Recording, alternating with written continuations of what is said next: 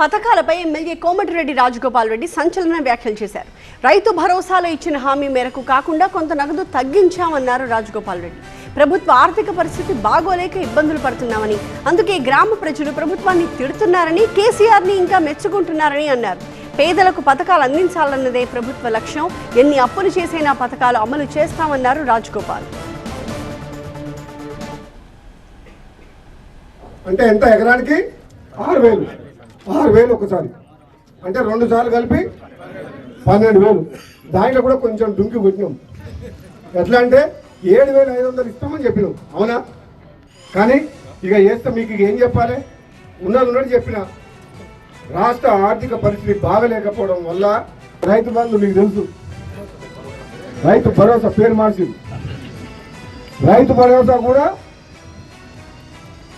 Government రాగానే ఎమ్మటే ఇచ్చిందా? మధ్యన మాత్రం ఒకసారి డుంకి కొట్టింది. ఒకటే తిరుగుతున్నారు జనం, ఊళ్ళో ఒకటే తిరుగుతున్నారు. కేసీఆర్ బాగుండేది ఇస్తున్నారు కాంగ్రెస్ అన్నారా? కానీ కేసీఆర్ బాగుండే రైతు బంధు చేయలేదు అన్నారు. కానీ ఎందుకంటే అక్కడ పోతే గ్రామ సభలో అక్కడ పెద్ద నల్లి అవుతుందంట. ఎందుకు నల్లి అవుతుంది? అర్థమయ్యేటట్టు ప్రజలకు చెప్పాలి.